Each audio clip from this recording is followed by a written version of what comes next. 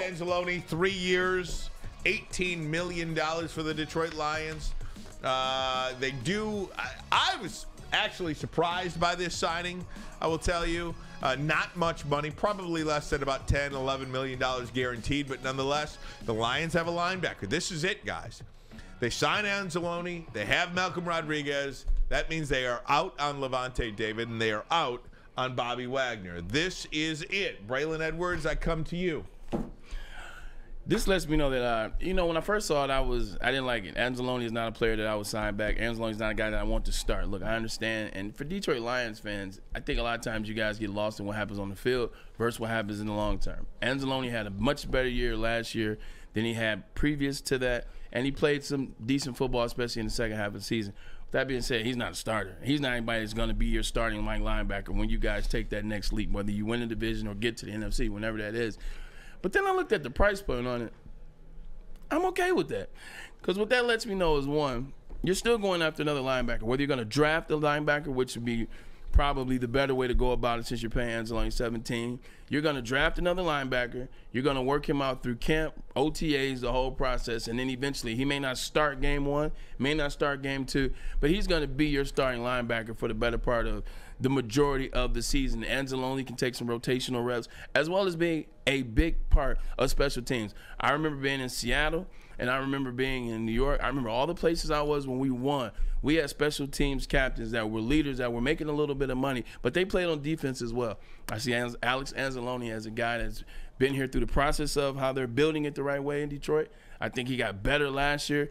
I think he could be a rotational player. He can help, and then he can help mold a guy, but he's not going to be the guy. And at this price, I'm fine with it. Maz will be 29 years old when the season starts, essentially, or in the first month of the season, I should say. Really nice year last year. I think he was surprised in that Hard Knocks video. I think he was surprised when they said he made the team and he wasn't going to play in the preseason game. Like, hey, we know you're going to make the team. And now a year later, after really performing last year, in the last 10 games specifically, he does get the 3-year deal, some security. Hey, at the beginning of the year, he wasn't very good, but he showed his worth at the end of that year. And he's a favorite of Dan Campbell's. He was with them in New Orleans. So he's a guy that will stick with you. He's got that. And I thought he played well, and I like the guy.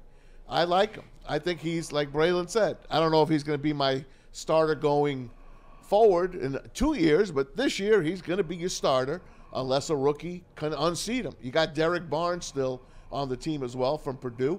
It's another linebacker. You're never going to have enough linebackers, and maybe they'll find one in the draft that's going to be their future linebackers. I don't think it's a bad deal at all. We're still waiting on Jamaal Williams, by the way. Jamaal Williams is getting action in the AFC. I hear there's 3 teams after him. Aaron Rodgers and the Jets. I'm telling you. I bet there you go. There's another guy. I bet you he's on that list, man. I bet you he's on that list. I can see him on the Chargers list. And the reason why I can see him on the Los Angeles Chargers list is you look at this. Austin Eckler wants out. Like, he's trying to get out of there. He wants to move because they can't pay him. That's your boy. It is. They got to pay Rashawn Slater. We're going to have him on the show soon, but they want to replace Sean. They got to pay Rashawn Slater, left tackle. They're going to have to pay Justin Herbert, so they can't pay him. What does he do in bunches? What does Austin Eckler do better than anybody in the NFL in bunches? He scores touchdowns. So if you're the Los Angeles Chargers and you're seeing a guy that scores 17 touchdowns whose price point is only at $3 million, you can't tell me that's not somebody you're looking at. Look, and these salaries in the NFL are like nothing.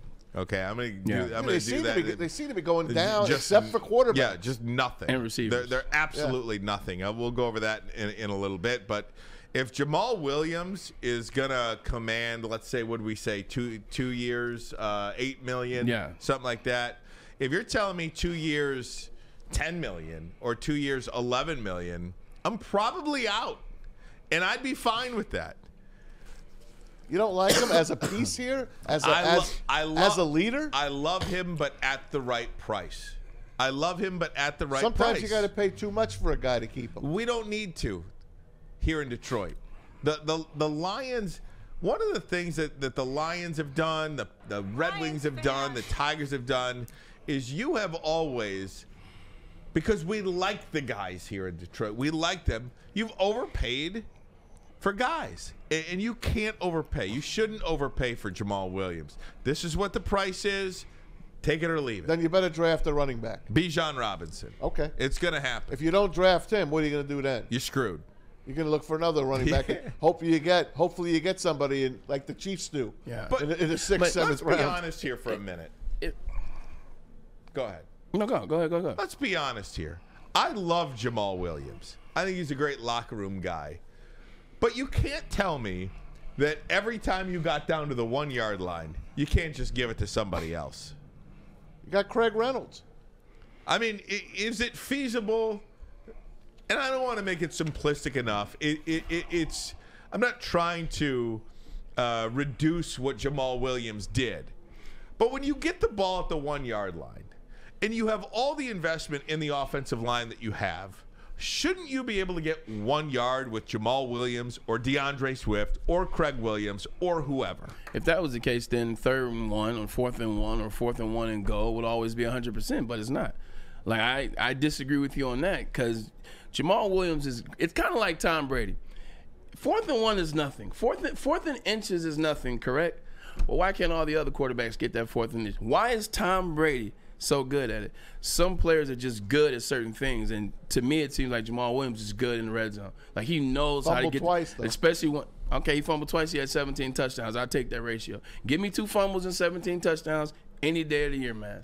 Cost him 2 games, though. You said what? Cost him those 2 games. Well, you know what? How many games did he win them? With DeAndre Swift acting like he was, well, I guess. I'm not saying against him. I like him. But I am bringing up that he did fumble for the first time inside the red zone once and then twice.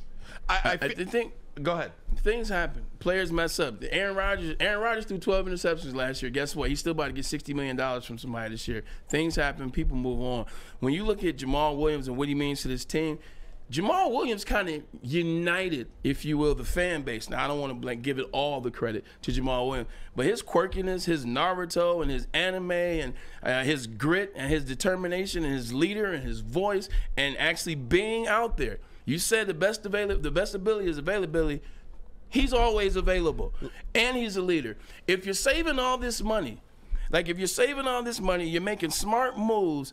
You are building the franchise the right way. You're rewarding the people that are on board with what you're doing and helping you move the needle in Detroit the right way. You got to pay a little extra for that guy. If you have the money and you've seen what the results are, if Jamaal Williams is 9 and not 8, pay the 9, not 8. If it's 9.2, pay the 9.2. Now, if he gets to 10 and more, you're ridiculous. Get the hell out of here. But you got to pay a little more sometimes. And I think he's one of those like cornerstone pieces, kind of like a Benny Blaze almost. Let me clarify my position. I love Jamaal Williams. I'd like Jamaal Williams back. But at the end of the day, every player, and Dan Miller said this, every player is a number that hangs over their head like a Madden game. Right. You know, he didn't say the Madden game kind of thing. But you're telling the truth. Yeah. It's like a Madden game. Every player has a salary. Instead of their name on their back, they should have their salary on their back because that's how you build a team, really. Everybody is a number. And the unfortunate part for the Lions, the really great part for Jamaal Williams, is that he's in the catbird seat here a little bit. He is, because he had such a great year last year, he's wanted by not 2 teams or 3 teams. He's wanted by about 5 or 6 teams, Jamaal Williams, because of the particular set of skills that he has. Yeah, like it's a very important set of skills that he has. Shout out to Liam Neeson. I hear you over there. You got me over here. But at the same time, he's not a Tony Pollard to me. Right. Where I'm really breaking the bank to kind of get that guy.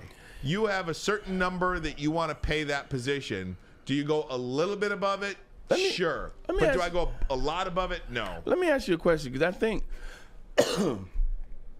we might be I think we might be agreeing, but missing a key piece. Are you talking about 1 year or 2 year? Because with Jamaal Williams, his contract, his price point is $8 million for 2 years. Yeah, that's what I'm saying. You won't pay that? I pay $4 million a year for sure. Okay, so that's over. Exactly. I might even pay $2.5 million a year. Hey, Jeff Wilson just got $8 million from the Dolphins, 2 years.